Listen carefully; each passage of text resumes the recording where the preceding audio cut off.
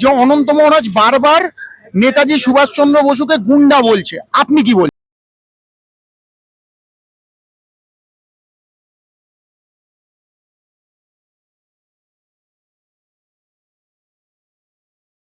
পেছনে দেখুন বেহালা পূর্বের বিধায়ক সেবা কেন্দ্র, এখান থেকেই বেহালা পূর্বের জনসংযোগ হয়।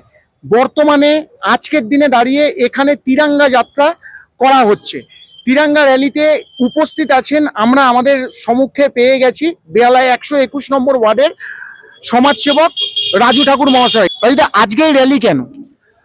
কাল বাদে পরশু 15 আগস্ট আছে, আর মোদিজির নির্দেশ আছে যে 15 আগস্ট স্বাধীনতা দিবসের আগে হর ঘর তিরঙ্গা র্যালি হবে। এতে আমরা মানুষকে বলবো যে সবাই 15 আগস্টে নিজের বাড়িতে ফ্ল্যাগ লাগান। আমার কাছে কথা হচ্ছে এখানে বিপুল জনসমাগম, আপনি একটা পার্ক থেকে এসছেন, আপনার জনসমাগমেই দেখা যাচ্ছে যে মোটামুটি 200-250 লোক এসছে।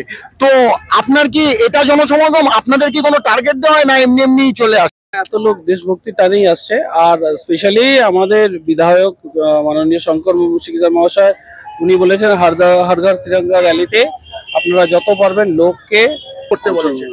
এই প্রোগ্রামটা এখান থেকে শুরু হচ্ছে এটা বুঝতে পারছি, কিন্তু যাবে কতদূর? এই প্রোগ্রামটা যাবে শ্রী সংঘ ক্লাব অব্দি।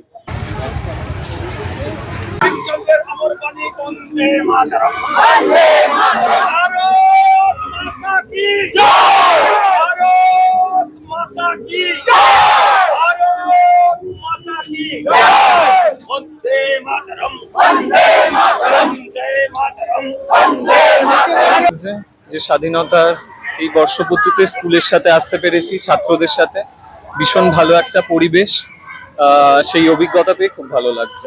আপনি কি মনে করেন যে হর ঘর তিরঙ্গা, যেটা প্রধানমন্ত্রী, আমাদের দেশের প্রধানমন্ত্রী বলছে প্রত্যেক কটা ঘরে লাগাতে তিরঙ্গা, সেই ঝান্ডাটা লাগানো খুব দরকার?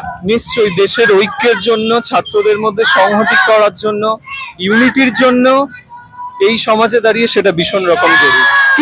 এই অংশগ্রহণটা কি স্বতঃস্ফূর্ত অংশগ্রহণ?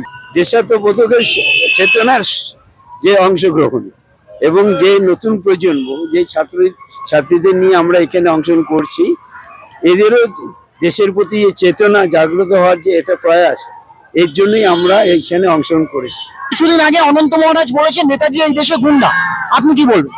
সেটা ডিবেটেবল। দেখুন, সেটা ওনার ব্যক্তিগত, সেটা রাজ্য বিজেপি সংগঠন থেকেও বলেছে, সেটা ওনার ব্যক্তিগত মতামত হতে পারে, কিন্তু নেতাজি আমাদের জাতীয় নেতা এবং ছাত্রদের কাছে, প্রত্যেকের কাছে তিনি আদর্শ।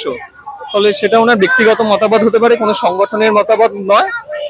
মানে যেমন ভাবে তিনি পূজনীয় ছিলেন, আদর্শের প্রতীক ছিলেন, তেমনই থাকবেন। দেখুন, অনন্ত মহারাজ ঠিক কি বলেছেন আমি জানি না, কিন্তু নেতাজি সুভাষচন্দ্র বোস আমাদের জন্য হিরো, দেশের জন্য হিরো। উনি ভগবানের থেকে কিছু কম নয়। প্রতিটা ভারতবর্ষের প্রতিটি ঘরে, প্রতিটি নাগরিকে আমাদের তিরঙ্গার পতাকার যে সম্মান, সেটাকে অক্ষুণ্ণ রাখার জন্য যে উদ্যোগ কেন্দ্রীয় সরকারের পক্ষ থেকে নেওয়া হচ্ছে, সেটা সকলেরই অনুকরণ করা উচিত। তো এখানে হাটে মনে হচ্ছে যে আমরা ঠিক 1947-এর আগে যে আমাদের দেশাত্মবোধক বা দেশপ্রেম আমাদের ছিল, সেই দেশপ্রেম যেন আমাদের মধ্যে আবার নতুন করে জেগে উঠছে।